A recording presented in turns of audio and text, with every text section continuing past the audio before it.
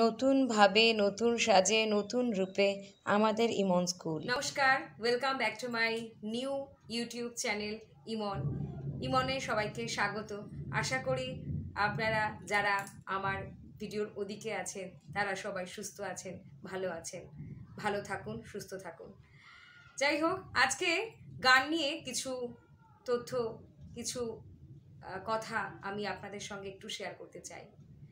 তো দয়া করে এই কথাগুলো একটু মন দিয়ে শুনবেন, আশা করি আপনাদের ভালো লাগবে। আমি খোলাখুলি কিছু কথা আজ বলবো। প্রথমত, অনেক ক্ষেত্রে দেখা গেছে একটি বাচ্চা প্রপার গান রেডি করে উঠতে পারে না অথবা তালে গান গায় না। তো আমি আপনাদের একটা ধারণা দেব, এই তাল জ্ঞান হওয়ার জন্যে অবশ্যই যে বিটের প্রয়োজন হয় সেটা সবসময় দেওয়া উচিত। আর মানে যে বাচ্চা গান গাইছে তাকে বিটের তালে তালে গান গাওয়ানোর প্র্যাকটিস করানো উচিত। দ্বিতীয়ত, তাকে কিন্তু অবশ্যই একটা তবলার ক্লাস করানো উচিত। তাতে গিয়ে তারও কিন্তু দারুণ অভিজ্ঞতা হবে তাল সম্বন্ধে এবং গান সম্বন্ধেও। আরেকটা কথা অবশ্যই বলতে বাধ্য হচ্ছি বা বলবই, সেটা হচ্ছে গান যখন আমি করছি, যে গান এখনো অবধি রেডি হয়নি, মানে আমি এটাই বলতে চাইছি, ধরুন একটি গান নিয়ে আমি বসলাম আজকে, সেই গানটা প্রচুর পরিমাণে আমার আটকাচ্ছে এবং 1-2 জায়গা নয়, 5-6 জায়গায় আটকে যাচ্ছে, তার মানে সেই গানটা আমার রেডি নয়, এটা বুঝতে হবে। অনেক বাচ্চা আছে সেই গানটাকে করলো কোনো রকমে, করে উঠে পড়লো ওই 1-2 বার ম্যাক্সিমাম, এবং তারপরে সে বিরক্ত।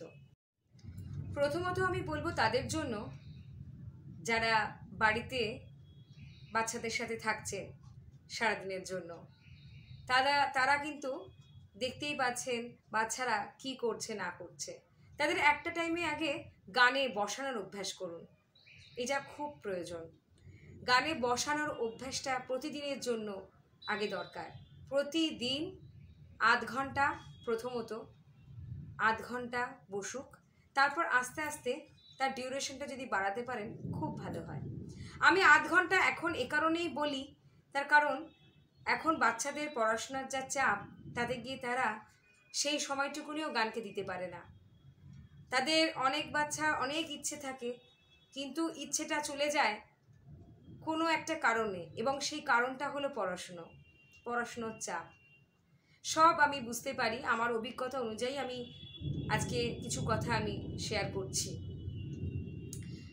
এটা যারা বাড়িতে থাকছেন তারা একটু কেয়ার করুন, বাচ্চা যাতে আগে গানটা নিয়ে প্রতিদিন বসে। গান জীবনের একটা উদ্দেশ্য হতে পারে বা হবে, এটা নিয়ে কখনো ভাববেন না যে গান ওর জীবনের উদ্দেশ্য নয় তাই ও কেন গান নিয়ে বসবে, এটা ঠিক কথা নয়। যাই হোক, বাচ্চাদের 1 নম্বর অভ্যাস হলো প্রতিদিন গান নিয়ে বসা আধ ঘন্টা। যদি আধ ঘন্টা না বসতে চায় 15 মিনিট বসান, আগে বসানোর অভ্যাসটা করুন। হলো, এরপরে যেটা করতে হবে, একটা গান, অন্তত একটা গান সে ওই আধ ঘন্টা ধরেই করবে। আর সেটা যদি ক্লাসিক্যাল হয় খুবই ভালো হয়। যেহেতু আমি নিজে একজন ক্লাসিক্যাল স্টুডেন্ট, সেই জন্য আমি হয়তো এটাকে বেশি ফোকাস করছি, কারণ আমার ক্লাসিক্যালের ওপর অভিজ্ঞতা মানে অনেকটা বেশি। ক্লাসিক্যাল গান যতটা করতে পারবে গান সম্বন্ধে ততটাই সে আরও বেশি গভীরে যেতে পারবে এবং অনেকটা বেশি জানতে পারবে, এটা আমার ধারণা। যাই হোক, ক্লাসিক্যাল যদি গান ধরে তাহলে পরে সেই গানটা ওকে করতে দিই, করে একবার হবে, আধ ঘন্টায় অনেকবার একটা গান করা সম্ভব। এবং সেই গানটা যদি কোনো জায়গায় কোনো রকমভাবে আটকে যায়, সেই ধারণাটা অ্যাটলিস্ট আমি মনে করি বাড়ির লোকের থাকতেই হবে, যে একটা গান কতবার আটকে যাচ্ছে, সেইটাকে আগে বন্ধ করুন। আটকে যাওয়াটা যদি বন্ধ করতে পারেন, এর থেকে কিন্তু ভালো কাজ আর একটাও হয় না, সেইটা আগে আটকান। এবং এটা আরেকটা 3 নম্বর জিনিস যেটা বলবো, সে যেন সুন্দরভাবে হারমোনিয়ামটা বাজাতে পারে। হারমোনিয়াম প্লে করা কিন্তু গানের সাথে অনেকেই পারে না, অনেকের এরকম হয় যে হারমোনিয়াম দারুণ বাজাচ্ছে কিন্তু গান তখন করতে পারছে না প্রপার। আবার অনেকের এরকম হয় গান খুব ভালো করে ফেলছে কিন্তু হারমোনিয়ামটা প্রপার বাজাতে পারছে না। এই দুটো কাজ একসাথে করবার জন্য এই যে 8 ঘন্টা, এই 8 ঘন্টায় একটা গান অন্তত কমপক্ষে 10 বার করা উচিত। এবং আমার বিশ্বাস, এই বিশ্বাসে আমি বলছি যে ওই যে একটি গান ও 10 বার করলো, ওই গানটি আপনি 11 নম্বরে 11 বার যখন হবে তখন আপনি গানটা শুনে দেখবেন গানটার জিনিসটা মানে গান যেটা করছিল সেটা অন্য রকম হয়ে গেছে। যদি না সে 8 ঘন্টায় ফাঁকি মারে, যদি সেই কেয়ারটুকুনি আপনি রাখতে পারেন, করতে পারেন, তাহলে কিন্তু সত্যি বলছি দারুণ গান সে করবে। আজ এতটুকুনি।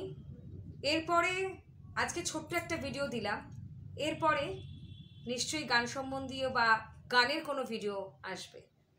আজকের মতন এতটাই। দেখা হচ্ছে আবার পরের ভিডিওতে। ততক্ষণের জন্য শুভরাত্রি। যদি আমার এই ভিডিওটা ভালো লেগে থাকে তাহলে অবশ্যই লাইক করুন, শেয়ার করুন, সাবস্ক্রাইব করুন, আর অবশ্যই কমেন্টের মাধ্যমে জানান যে আমার এই কথাগুলো আপনাদের ভালো লাগলো কি না, এবং আপনাদের কাজে আপনারা যতটুকুনি পারছেন করতে পারছেন কি না, এবং আর কি করবেন যদি আমাকে বলেন, জিজ্ঞেস করেন যে আর কি করণীয় আছে, আমি নিশ্চয়ই কোনো না কোনো ভিডিওতে আস্তে আস্তে বলে দেব। কিন্তু কোশ্চেনটা আপনাদেরকেই করতে হবে। আমার অভিজ্ঞতা অনুযায়ী আমি এইটা বললাম আজকে। এরপরে আপনারা যদি মনে করেন কিছু কথা জিজ্ঞেস করার আছে, কথা কিছু বলার আছে, কমেন্ট করবেন, নিশ্চয়ই উত্তর দেওয়ার চেষ্টা করব। ধন্যবাদ। Please follow my Facebook page Imon. Thank you so much.